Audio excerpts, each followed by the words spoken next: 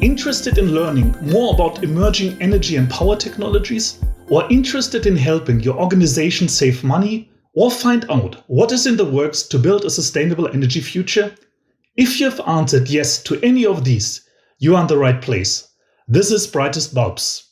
Today, we will dive into the exciting world of connectivity and explore how businesses are extracting tangible, real-life value out of their connected power and energy solutions. This is Thomas Hillig, host of Brightest Bulbs podcasts and webinars. Norbert and Dana Miller are joining our conversation today. Norbert and Dana are bringing in their in-depth experiences from working with partners in various sectors to find the right energy and power solutions. Norbert, Dana, thanks for joining us today. Exciting to have you. We start each episode with a short question, just to learn a little bit about our guests. What is one thing on your bucket list? Thanks, Thomas. This is Dana. One day, and Norbert, not to worry, this would be at least 10 years from now, but I would like to find a gig evaluating vacation resorts. I love to travel and I enjoy variety, so everything from ski resorts to beach resorts. It would be great to get paid to critique while enjoying those resort services. One item very high on my bucket list is also travel related, just like with Dana. I'm hoping at some point to take a trip on the Trans-Siberian Railway. I have not decided if I go west to east or east to west. Maybe I should just go in both directions, but I'm really looking forward to doing that one day. So both of you you're really into traveling, so you must be suffering a lot these days. Let's move to connectivity. Connectivity might mean different things to different people.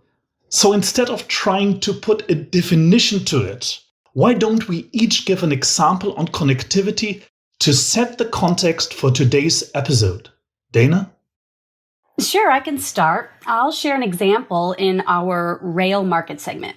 We partner with various rail operators and locomotive manufacturers to offer different power solutions from diesel engines to fuel cells. And many of these partners are opting to integrate with their existing connected solutions. And what we bring to the table at Cummins is deeper engine insights.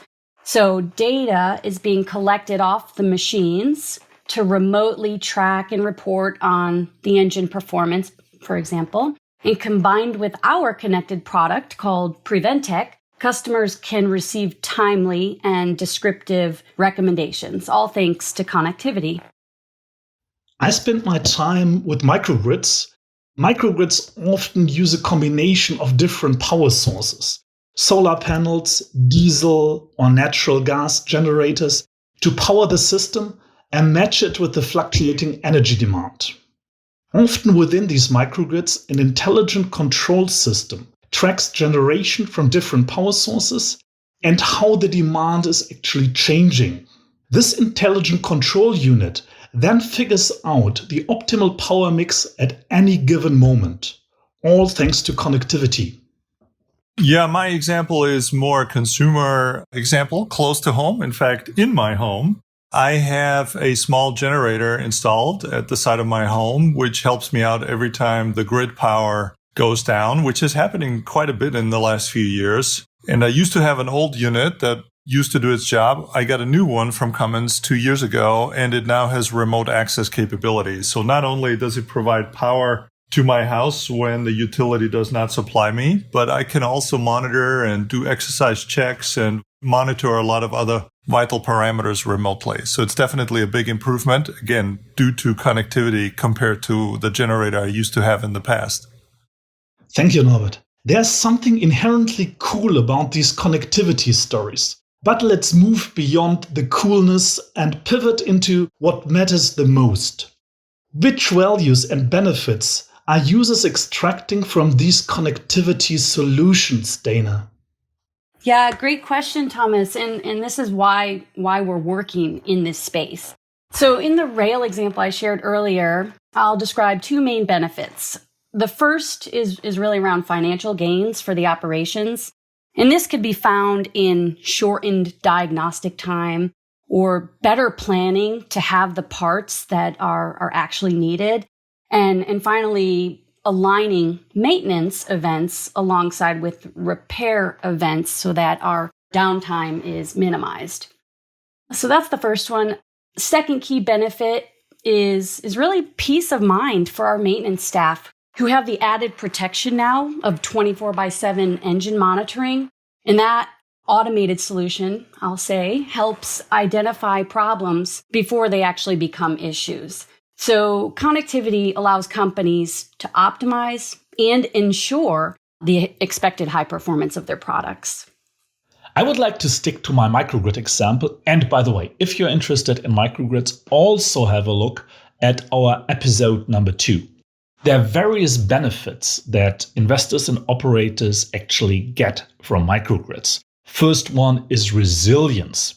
Microgrids allow for a more local way of producing power. Microgrids can be run in an island mode.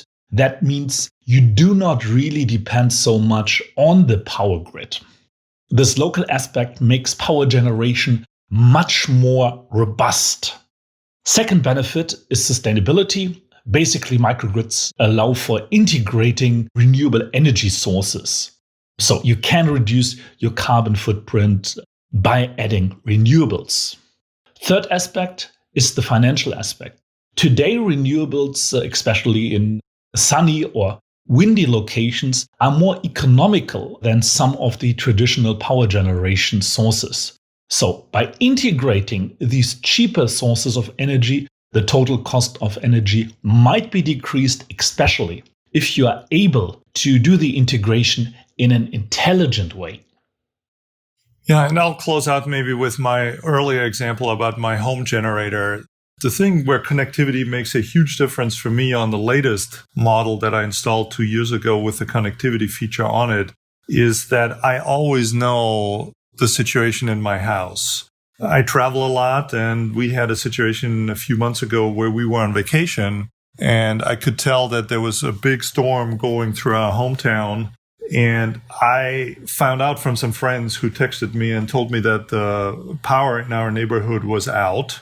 And I was able to log on and have clear evidence that the generator was working and that all the rainwater and other things that might have damaged my basement would be pumped out because I still had electricity in my basement. So again, a lot of peace of mind, not worrying about my basement getting flooded, my refrigerator going bad, or anything else that happens when power is not available. So big advantage of having remote access and knowing always exactly the condition of the equipment. And I think that's really been the common theme for all three of us in our answers, is that the devices, they still do what they always used to do, but we know more about it. We can know about it faster from remote locations, and it just gives everybody both a bigger peace of mind. But there is a true financial benefit to having that capability as well, regardless whether you are an operator, a service technician, a business owner. I think all the people that operate these kinds of machines and equipments will definitely benefit from added-on connectivity above and beyond the hardware that we've always used to have. That sounds really cool, Norbert, but isn't there a twist? I'm going to point out the elephant in the room. We are portraying a fairly positive picture here. But connectivity has been around for a while, actually for many years, and not everyone had the most positive experience of it. What do you think differentiates users that extract tangible value out of connectivity, Norbert? Yeah, it's true. I think we've monitored, especially in the industrial equipment space, people have talked about connectivity and had solutions for at least 10 years. And there are lots and lots of examples where it just did not work for the customer, create value for the customer. The solutions worked, the connectivity was there, the data was transferred, but the value really doesn't get created until the end user extracts more benefits from the equipment because of the connectivity. And just having the information isn't the whole answer. That's actually not so hard to do these days. But then once I have the information, how does that really help me run my business better?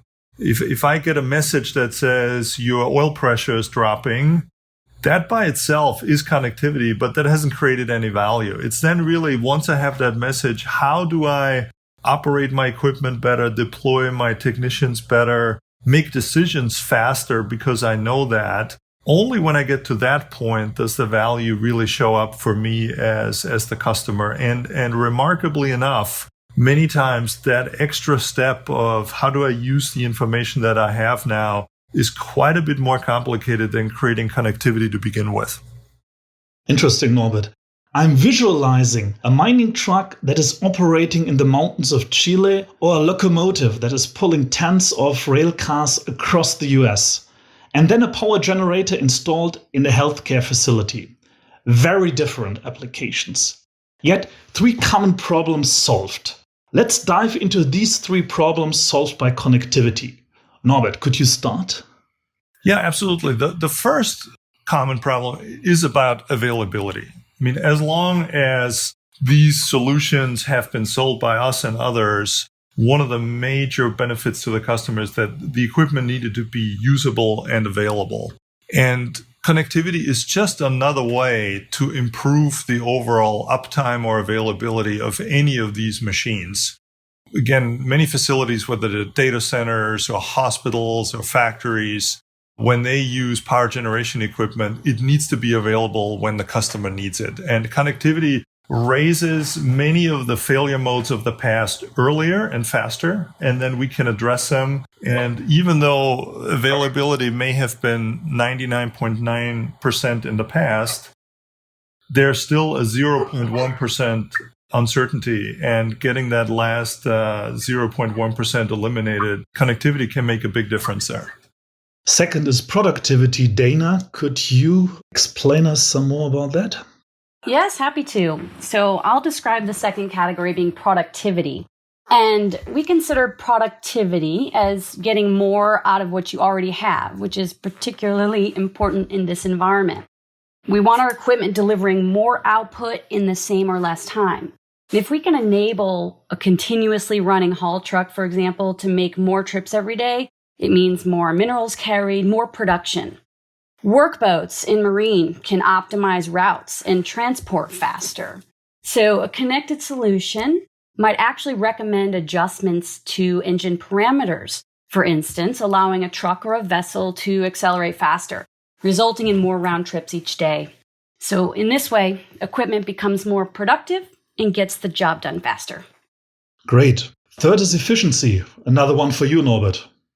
Yeah, I mean, efficiency is really all about doing more with less. And we now have the ability to monitor real-time operating conditions, environments, and the ability to shave another 2, 3, 4, 5, 6% of fuel consumption off, or fine-tune the operating environment, change the calibrations so that piece of equipment can really do its job in the best possible way, gives that end user that additional efficiency. Many of our customers operate with very slim profit margins, and finding another way to reduce operating costs by 5-6% may very well mean the difference between being profitable and successful or not being able to compete. So there again, connectivity opens a new door to really change the way customers use and experience our solutions. Yeah, that's great, Norbert. And if I can add on to this one around efficiency, by adding a safety example. So some of our customers actually operate in pretty harsh conditions, high elevation, very hot, very cold. And there's even gensets situated at the top of really tall buildings. So there's a need for more remote tasks like troubleshooting when not having to stand right next to the product. Even running compliancy reports on a regular basis. This is where connectivity comes into play in these applications to safely keep our products running. Availability, productivity, efficiency. Let me come back to my microgrid example to show how connectivity can bring these 3 benefits together. In all the microgrid projects I am involved in, renewables play a major role. So if the sun is not shining, or if the wind is not blowing, another power source has to take over. This can be gensets or battery energy storage. And normally this is enabled by connectivity.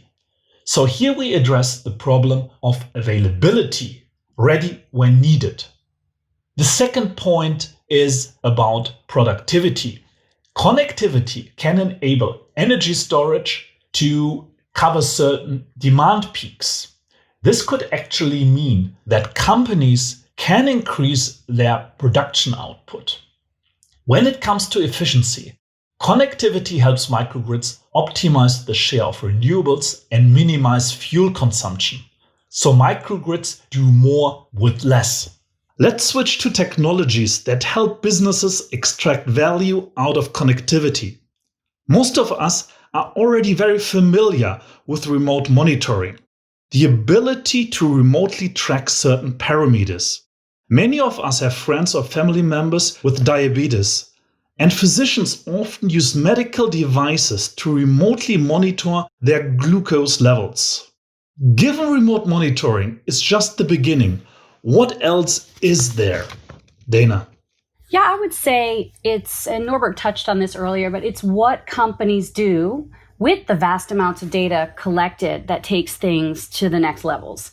So analyzing the data while products are running with context of those operating conditions is a huge advantage, both to our customers wanting high performance and to our engineers wanting an excellent design. So just beyond remote monitoring, to your question, would be remote diagnostics. And what that means is taking fault codes to determine a likely root cause. For example, instead of just alerting you that your oil pressure is low, a connected system with remote diagnostics can also provide insights around possible causes. So it might link that low oil pressure alert with a possible leak or a faulty sensor. Okay, let me go back to my diabetes example. Remote diagnostics there would look like your glucose levels are too high or too low, and here's the potential reason. Exactly right. So let me continue. Another feature is called condition-based maintenance. This feature takes our solution even to the next level. Traditionally, we publish O&M manuals, operation and maintenance manuals, that use standard time intervals for maintenance. You bring your car in for an oil change every 6 months or 10,000 miles these days, whichever comes first. Condition-based maintenance measures remaining useful life of a filter or an engine component. So changing these out, while crucial, is very costly and may not need to be done right away. It can be stretched to the next maintenance event. That makes sense.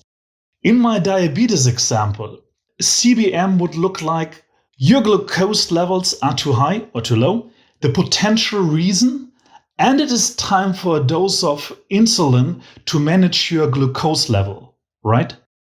Yep, that's a perfect example. So I'll go ahead and describe an even more advanced feature. We're calling this prognostics, which means we use engineering models in advanced mathematics against historical data sets and current usage and patterns to predict issues before the failure even happens. So just a simple example, if we have our oil pressure threshold set to 200, the actual pressure is measured at around 150, but there's signs of trending upward. That's when we would go ahead and raise an alert. But how meaningful the alert actually is and the action we can take on it depends on the granularity of the data we're collecting and using to train our algorithms or our models. Again, it's about being smart in how we're leveraging the data to innovate and solve customer problems. Okay, one last time diabetes from my side today. Prognostics would look like your glucose levels are fine now, but are heading towards a glucose excursion in 10 to 60 minutes. Here are recommended actions. Just listening to you on the progression of technologies, it made me think of how human involvement evolves. Let me try to summarize. At the basic level, remote monitoring, connectivity focuses on what happened, and humans do the rest. For connected systems capable of diagnosis, the system focuses on why this has happened, and humans do the rest. With CBM and prognosis, the system now tackles the question, what will happen? And in some cases, what should I do? Further minimizing human involvement. Does this sound fair, Norbert? It's exactly right. I'll give you two quick examples. The first one, back to the generator I have by my house.